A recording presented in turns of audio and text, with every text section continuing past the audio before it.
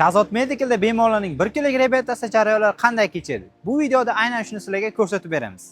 Albatta, nonushta jarayonlaridan so'ng bemorlarning o'zlarining xonalarida abxot jarayonlari bo'ladi.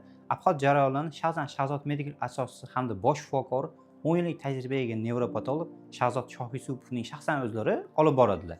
Bu yer Elfik xonamiz. Aka, bu xonada qanday tashxisli bolalarga mashg'ulotlarni olib borasiz?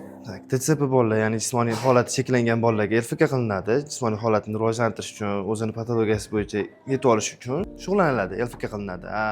CPR, RAS, autizm, shunga o'xshash kasalliklarda AFK qilinadi. Ya'ni nutqiy va aqliy rivojlanishdan orqada qolgan bolalarga AFK qilinadi. Hozir ham mana LFK jarayonlarimiz ketyapti. Mana shug'ullanyaptilar. Bu bizning masaj xonamiz.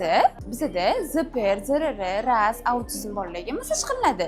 Masaj foydalari qon aylanishini yaxshilaydi, o'tirishga qiynaladigan bolalarga o'tkazilinadi, bo'yin tutolmaydigan bolalarni bo'yin tutishga yordam beramiz. Bo'sh bola sindromi bo'lsa, ularga qotiruvchi masaj qilinadi. Tonusli bolalarga tonusini yetishga yordam beradi. Mana hozir masaj jarayoni ketyapti. Hozir biz qanaqa xonadamiz? Siz hozir logoped xonasidasiz.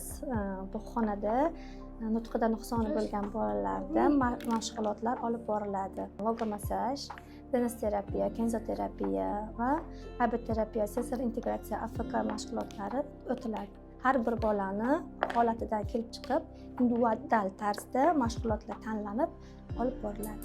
Hozir har kuni bolalar bu apparatga tushadimi? Har kuni tushadi. Ya'ni boladagi neyronlarni magnitniy stimulyatsiya yordamida aktivlashtiramiz. Endi bunga ko'rsatmalar, qarshi ko'rsatmalar bor. Agar bolada e'ga tushirgan paytimizda epileptik achaklar bo'lmaydigan bo'lsa, 10 kun davomida har kuni bir kunda bir martadan olishadi. Muolaja davomiyligi bolaning diagnozi holatidan kelib chiqilib belgilanadi. Bu EEG apparatimiz. EEG apparati elektroensefalografiya deyiladi va klinikamizga murojaat qilgan har bir bemor mana shu tekshiruvdan o'tkazilishi kerak.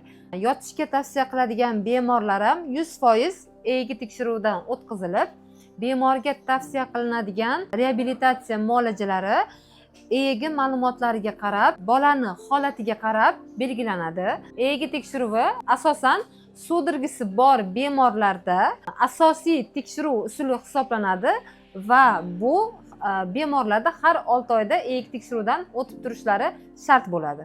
Bu apparatimiz hamma bilgan neyrostimulyator, nerv o'tkazuvchanligini oshiradi, kerakli tochkalarga qo'yiladi shu holatda va qon aylanishini ham yaxshilaydi. Keyingi apparatimiz bu mikropol apparati, bosh qismga qo'yiladi, nutq markazlarini yaxshilashga yordam beradi va 10 kunlik lecheniya davomida mana shu apparatlardan har kuni bemorlar kelib foydalanishadi. Ko'rib turgan apparatina barokamera deyiladi. Apparatimiz aqliy nutqiy faoliyat yaxshilashga va qon aylanish tizimini yana ham yaxshiroq qilishga yordam beradi.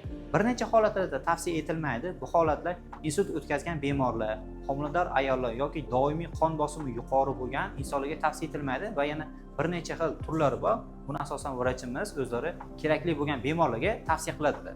Videoda ko'rsatib o'tilgan barcha mashg'ulotlar bemorlarning 1 kunlik reabilitatsiyasi, ya'ni kun boshidan kun oxirigacha olish kerak bo'lgan har xil mashg'ulotlar, fizioterapiyalar yoki apparatlar bo'lishi mumkin.